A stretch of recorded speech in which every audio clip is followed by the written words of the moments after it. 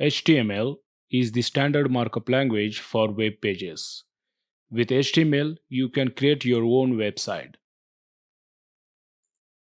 HTML was created by Tim Berners-Lee in late 1991 but was not released officially. Published in 1995 as HTML 2.0. The latest version of HTML is HTML5. Tags are one of the most important part in HTML document. HTML uses some predefined tags which tells the browser about content display property. Pair tags. These tags come in pairs, that is, they have both opening and closing tags.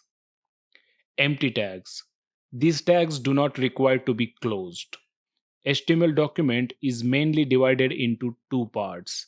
Head contains the information about the HTML document. Body contains everything you want to display on the web pages. Please subscribe my channel, hit the bell icon, like, comment and share. Thank you for watching.